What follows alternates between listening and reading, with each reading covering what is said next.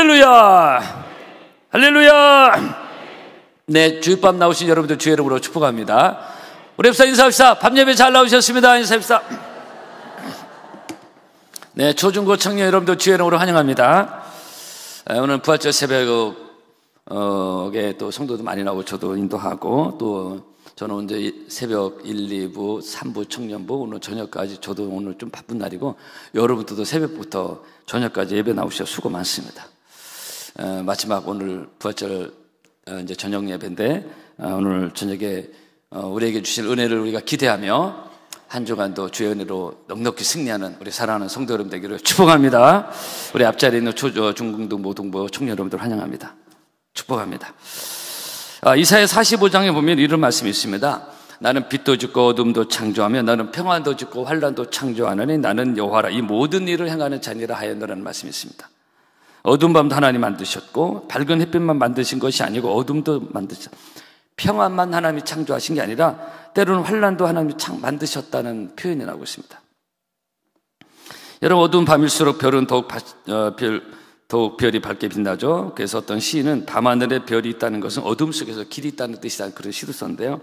이사야 45장에 보면은 이런 말씀도 있습니다. 하나님이 흑암 중에 보화를 감춰 두셨다. 그런 의미 있는 말씀입니다. 흑암 중에 보화를 감춰 두셨다. 그럼 우리가 살면서 어둠을 통과할 때 성도에게는 빛 대신 하나님이 우리의 길을 보여주신다는 믿음을 가져야 될 것이고, 그 흑암 중에 내 인생에 어두운 어떤 그런 고난 가운데 있을 때 거기서도 하나님의 보화를 감춰 두셨다라는 이 말씀을 우리가 믿고 우리가 어떤 상황에서 낙심하라 절망하지 않냐고 의의 태양 대신 소망의 하나님을 믿음으로 바라보며 승리하기를 바랍니다. 그렇습니다. 우리가 살다 보면 긍정적인 것보다는 부정적인 또 성공적인 것보다는 때로는 실패적인 일들이 많을 때가 있습니다. 맑은 날보다는 굳은 날이 더 많을 때가 있는 것과 마찬가지입니다.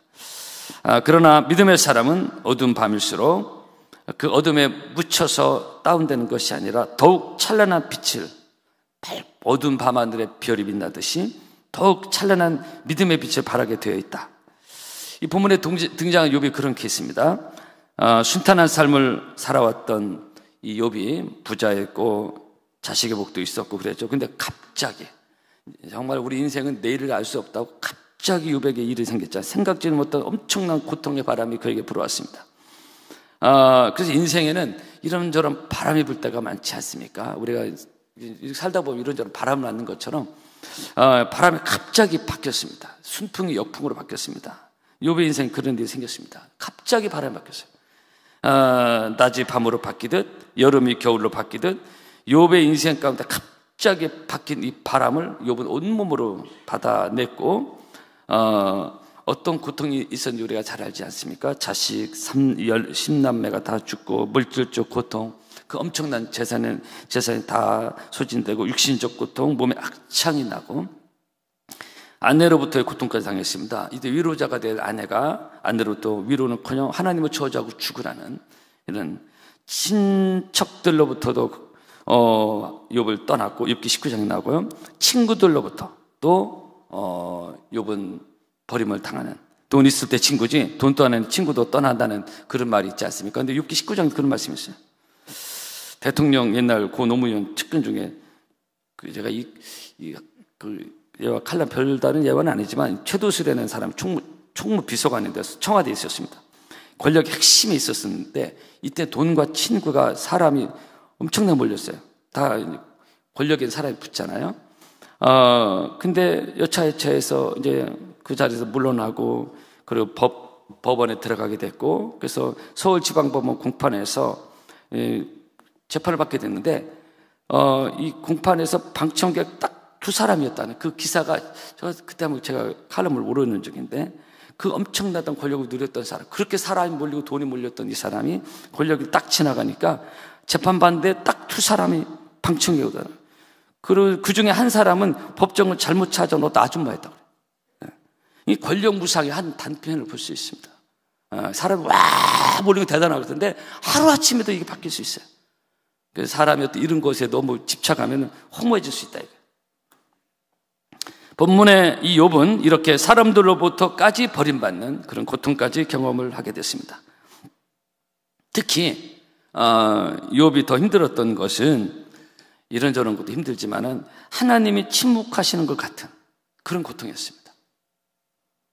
내가 이렇게 고통을 당하고 있는데, 내가 지금 이렇게 힘든데, 내가 이렇게 어려운데, 내가 지금 죽고 싶을 정도로 괴로운데 도대체 하나님은 어떤 말씀도 없으신 것 같은 그런 답답함을 욥은 솔직히 표현하고 있습니다. 하나님 버리셨나? 하나님이 살아계신가? 하나님이 응답은 왜 안 하지? 왜 하나님이 안 도와주시나? 여러분들 중에서 이런 생각과 이런 경험이 있는 분들이 있을 겁니다. 저도 최근에 어떤 사람한테 그 얘기 들고 성도들한테 또 이런 얘기 가끔 듣습니다. 저는 이해를 해요. 우리가 육을 이끌 때문에 너무 어려울 때 이런 고백을 하고 있습니다. 그래서 오늘 8절에 욥이 솔직한 고백을 하고 있잖아요. 내가 앞으로 가도 그가 아니 계시고 하나님 아니 계시고 뒤로 가도 보이지 않고 도대체 하나님 어디 계신 거야? 내가 이런 어려움을 당하고 있는데 하나님 침묵이 너무 힘든 거예요. 그래서 답답한 욥의 마음을 솔직하게 표현한 이 말씀입니다. 앞에 가도 안 계시고 뒤로 가도 보이지 않는, 우리가 살다 보면 주님을 섬기면서 이런 것을 경험할 때가 있지 않습니까? 그러니까 욥은 어디를 봐도 고통스러운 상황, 어느 한 곳 희망의 출구가 보이지 않는 이런 상황을 본문에서 욥은 경험하고 있고 고백하고 있습니다. 그러나 성도 여러분, 그러나 이 모든 고통 가운데서 또 욥에게 희망이 하나 있었는데, 비록 눈에 보이는 이 모든 것은 다 고통스러운 상황이었지만 그러나 욥에게 희망이 있는 것은 바로 눈에 보이지 않는 하나님에 대한 믿음이 그에게 여전히 있었다는 것입니다. 하나님을 향한 변함없는 신뢰가 그에게 있었어요. 하나님을 향한 변함없는 믿음이 그에게 있었다는 것이에요. 이 고통 가운데서 욥에게는 그런 믿음이 있었다는 것입니다. 그래서 그렇다면 성도에게서 고통은 무엇인가? 고통은 어떤 의미가 있는가?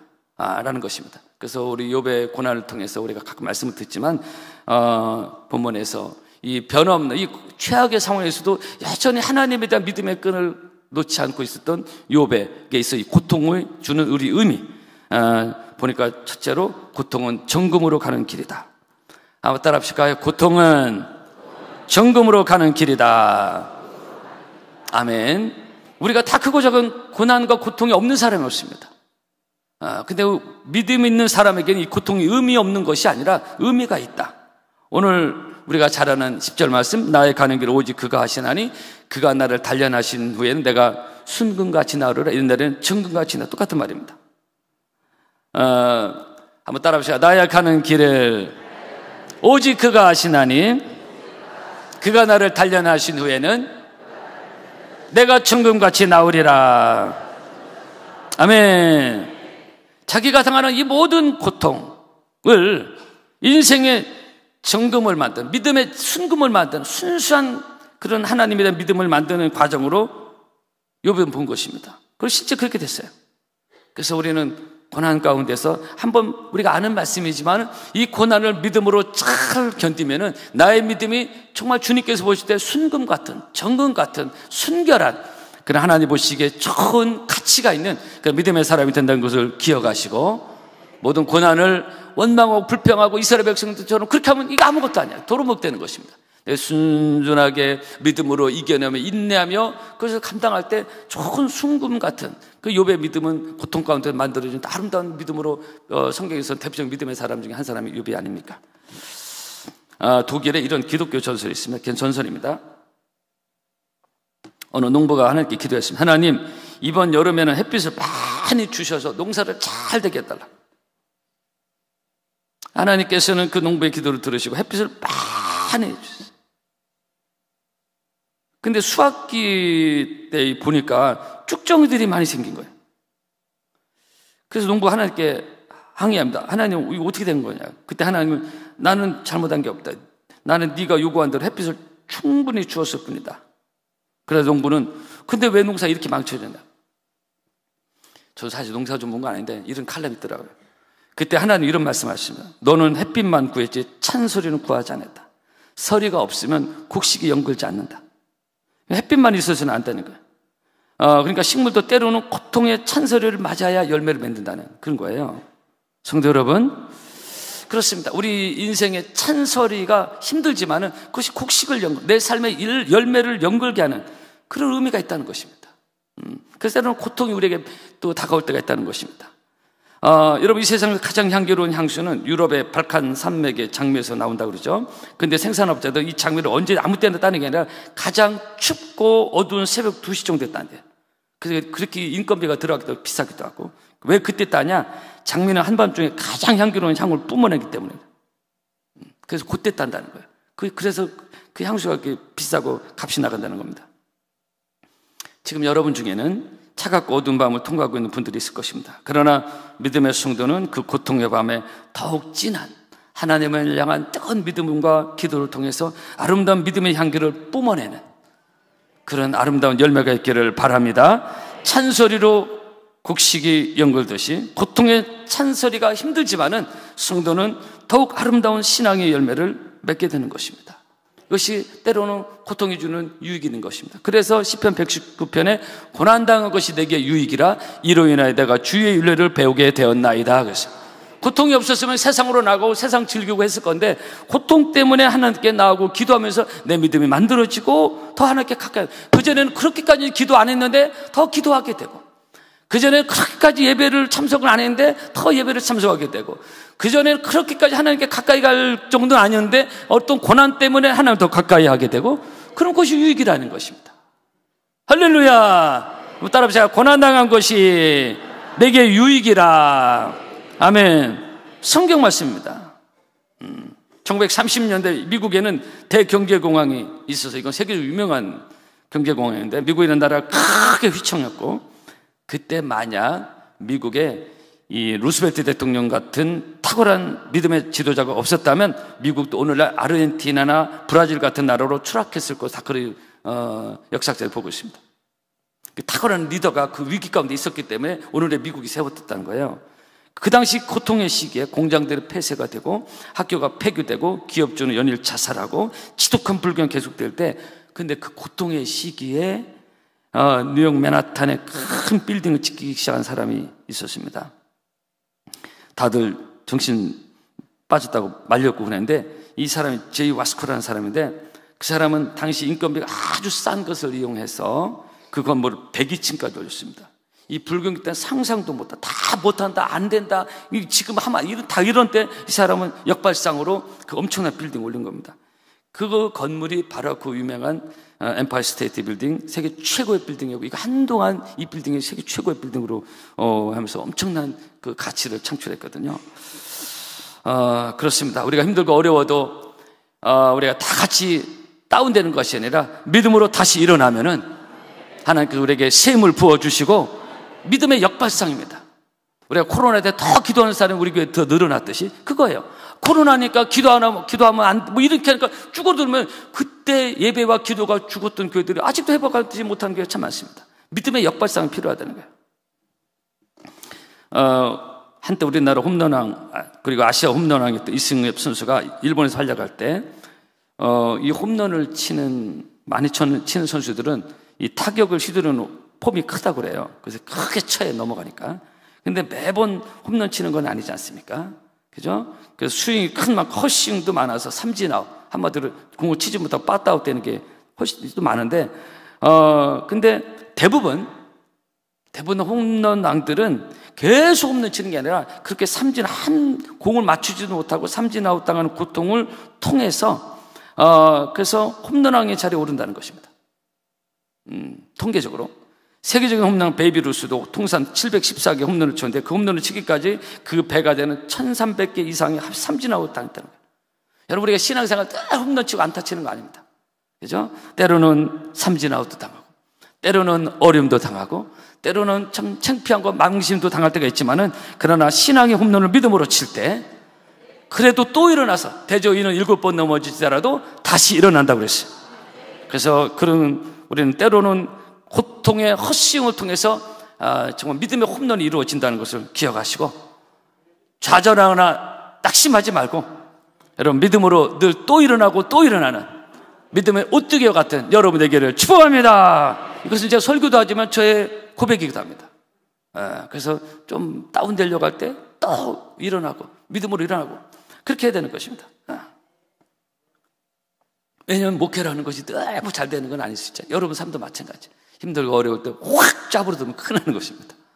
의인은 7번 넘어지더라도 믿음으로 따라합시다. 다시 일어나거니와. 그렇게 또 일어나고 또 일어나고 우리가 하나님 앞에 나오면은 또 일어날 수 있는 새 힘을 우리에게 주실 줄로 믿습니다. 그래서 욥은 오늘 10절에 너 나의 가는 길을 오직 그가 하시나니. 사람들 나를 무시하고 지금 네 어떻게 된 거 아니야 욥하고 떠나고 버림받고 막말하고 하지만은 그러나 나의 가는 길은 오직 그가 아신다. 내가 가는 믿음의 길은 주님이 아신다. 성도에게 다가오는 고통은 그냥 의미 없는 고통이 아니라 정금으로 가는 길이다. 할렐루야. 이 정금이라는 것은 하나님이 귀에 쓰는 그릇이요 하나님이 들어 쓰는 그릇이 하나님이 인정하시는 그릇인 것입니다.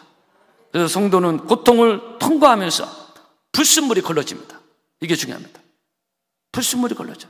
욕심의 불순물이 걸러지고 죄악의 불순물, 야망의 불순물. 인간은 그런 게 있잖아요. 불순종의 불순물. 이거 아니면 쉽게 순종하는 사람이 아닌데 이런 고통을 통해 순종하게 돼. 이 불순물이 좋지 않거든요. 불순종의 이 불순물, 그리고 불신앙. 맞는 거야? 저 말씀? 뭐 이런 거 있잖아요. 이 불신앙. 이것도 좋지 않거든요. 이스라엘 백성들이 늘 불순종하고 불신앙이었잖아요. 거기서 광야 이스라엘 계속 헛돌다가 이제 끝났잖아요. 불신앙, 불순종. 이런 불순물들이 고통을 통해서 걸러져서, 이 불순물들이 걸러져서 정금으로 나가는 것이에요. 저 하나님을 순수하게 믿는 믿음으로 나아가는 것입니다. 그래서 고통을 축복과 영광의 기회로 삼는 지혜로운 믿음의 성도 여러분 되기를 바랍니다. 그래서 고통을 통해서, 고난을 통해서 내 연약한 믿음이 하나님의 열정도 그 정도는 아니었는데 이것이 더욱 하나님 앞에 가까이 나가는 정금 같은 믿음이 된다.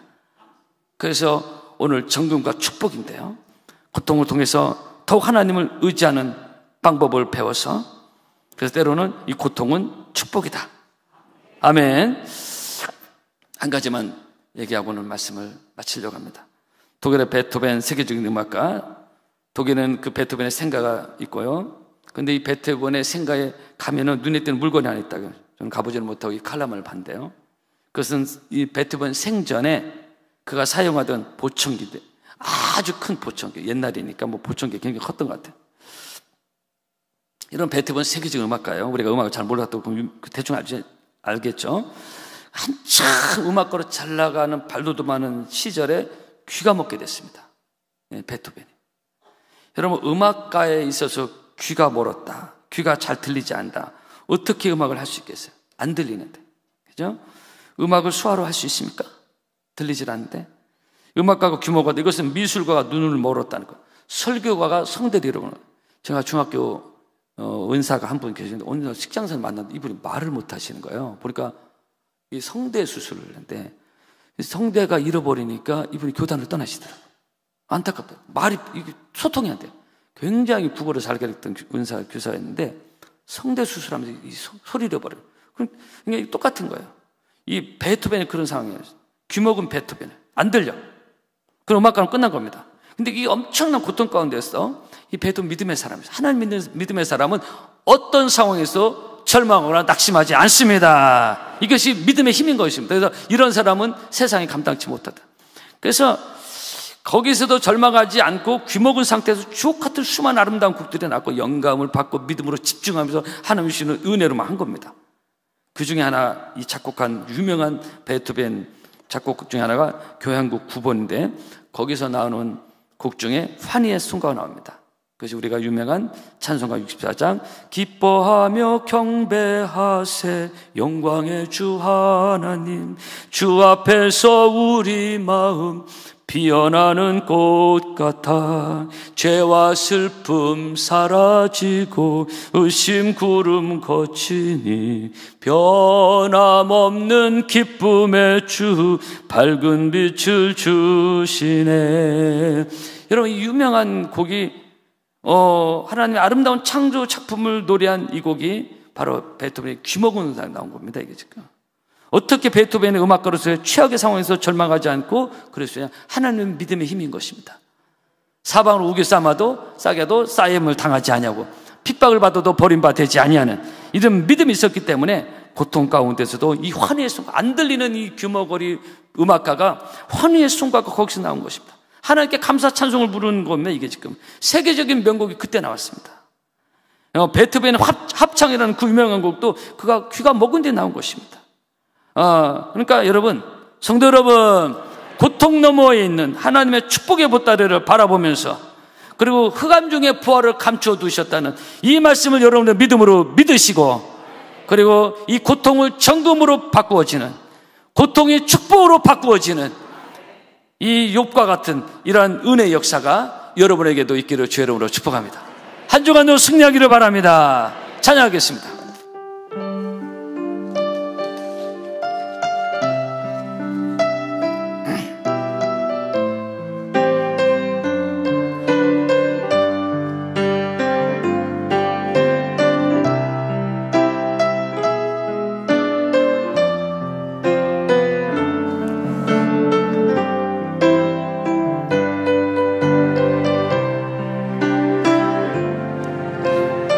왜 나만 겪는 고난이냐고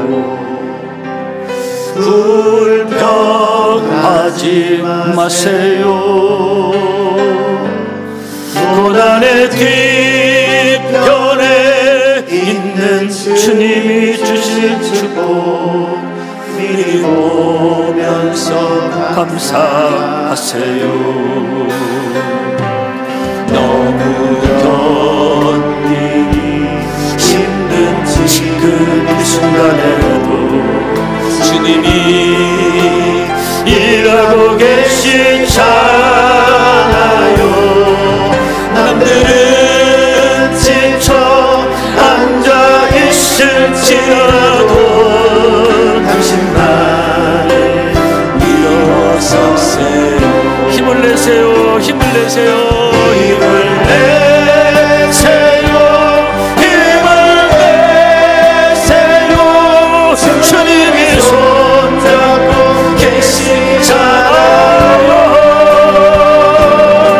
주님이 나와 함께함을 믿는다면 어떤 역경도 이길 수 있잖아요. 슬픔이 찾아오는지 이런 슬픔 찾아 원망하지 마세요. 원망하지 마세요. 당신은 잃은 것보다 주님께 많은 은혜, 더 많은 은혜 감사하세요.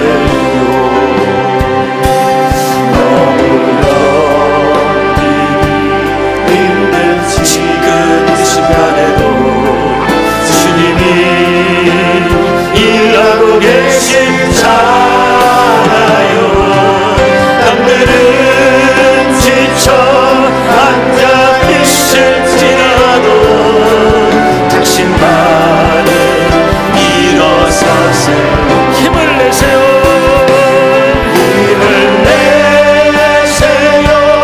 힘을 내세요. 주님이 손잡고 계시잖아요. 주님이 나와 함께함을 믿는다면 어떤 역경도 이길 수 힘을 내세요. 힘을 내세요. 힘을 내세요. 힘을 내세요. 주님이 손잡고 계시잖아요.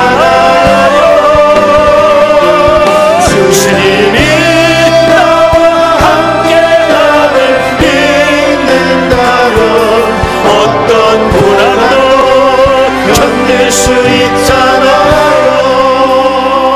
기도하겠습니다. 고난과 고통은 우리에게 없는 사람이 없습니다. 크고 작은 고난과 고통이 말 못할 고민이, 고통이 우리에게 있습니다.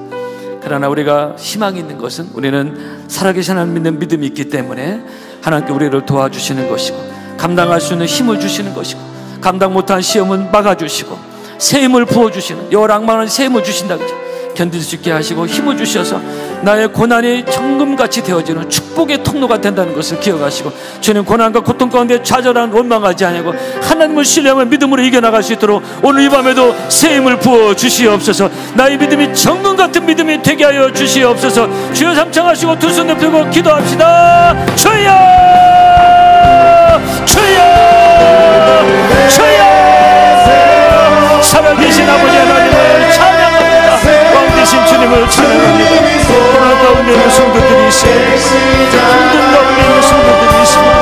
여호와께서 새 힘을 부어주셔서 그 고난이 언제부터 고난이 아니라 죽는 같은 믿음으로 하나님 축복의 통로로 바뀌어지는 하나님의 은혜를 경험할 수 있도록 그 가운데 부활을 감추어 주신 하나님의 은혜를 경험하고 고난의 것이 정말 유익이 되어지는 은혜를 경험할 수 있도록 주님 도와주시고 나의 견인이 오죽하게 하시는 그가 나를 단련하신 후에는 내가 천국같이 나옵니다.